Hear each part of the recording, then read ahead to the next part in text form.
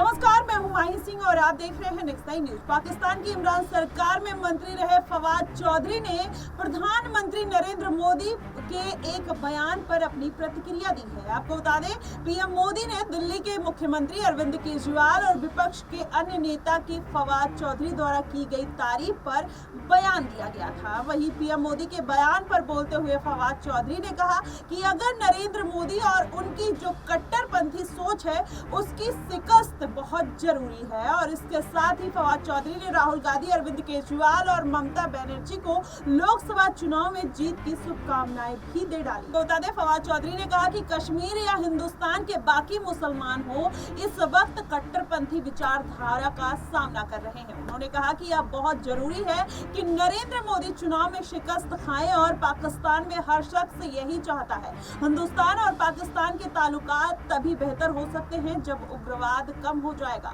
वहीं पाकिस्तान में हिंदुस्तान को लेकर नफरत नहीं है, लेकिन वहां पर आरएसएस और बीजेपी का अलायंस पाकिस्तान को लेकर नफरत पैदा कर रहा है। वहीं मुसलमानों को लेकर नफरत पैदा कर रहा है और हमारा यह फर्ज है कि इस विचारधारा के लोगों को शिकस्त दे। वहीं फवाद चौधरी ने आगे कहा कि मैं समझता हूं कि भारत के वोटर बेवकूफ नहीं है। उन्होंने कहा कि इसमें इंडियन वोटर का फायदा है, पाकिस्तान से ताल्लुकात बेहतर हो और हिंदुस्तान की एक प्रोग्रेसिव मुल्क के तौर पर आगे बढ़े। इसके लिए नरेंद्र मोदी और उनकी जो कट्टरपंथी सोच है उसको शिकस्त मिलना बहुत ज्यादा जरूरी है। जो भी उनको हराएगा, चाहे वो राहुल गांधी हो, केजरीवाल हो या ममता बनर्जी हो, उसके साथ हमारी शुभकामनाएं हैं। इससे पहले फवाद चौधरी ने एक्स पर के साथ उन्होंने पीएम मोदी के इंटरव्यू का वीडियो शेयर करते हुए लिखा था, पर उन्होंने लिखा था कि मुझे कोई शौक नहीं है राहुल गांधी और अरविंद केजरीवाल को समर्थन देने का, और ना ही मैं पाक सरकार का प्रतिनिधित्व करता हूं। मैं जेल में था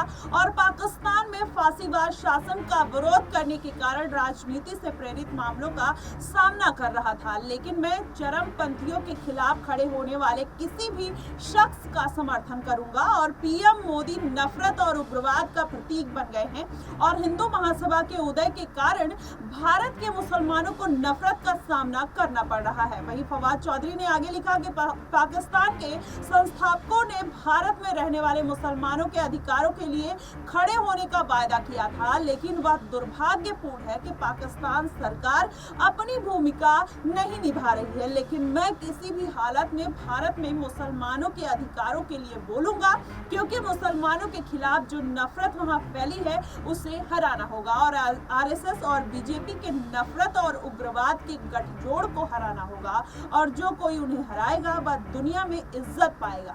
फवाद के समर्थन पर क्या बोले पीएम मोदी, आपको ये भी बता देते हैं। उन्होंने कहा कि राहुल गांधी और अरविंद केजरीवाल को पाकिस्तान से समर्थन मिलने के सवाल पर पीएम मोदी कहते हैं कि यह लोकसभा चुनाव भारत का है और भारत का लोकतंत्र बहुत ही मैच्योर है। यहाँ तंदुरुस्त परंपराएं हैं और भारत के मतदाता भी बाहर की किसी भी हरकतों से प्रभावित होने वाले मतदाता नहीं है। उन्होंने कहा है कि मैं जानता हूँ कि कुछ लोग हैं जिनको हमारे साथ दुश्मनी रखने वाले लोग पसंद आते हैं, कुछ ही लोग हैं जिनको समर्थन में आवाज वहां से क्यों उठती है।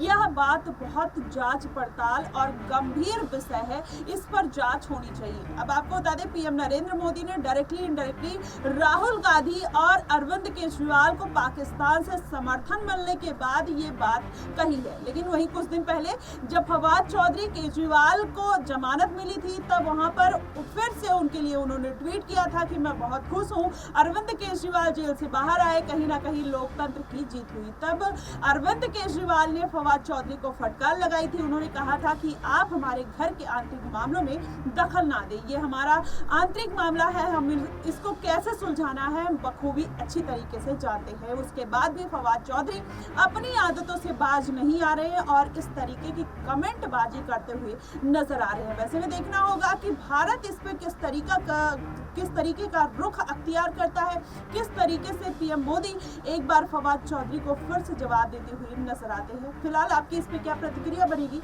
आप हमें कमेंट बॉक्स में जरूर बताइएगा। फिलहाल के लिए बस इतना ही। देश और दुनिया की तमाम खबरों के लिए हमारे साथ बने रहिएगा नेक्स्ट नाइन न्यूज पर।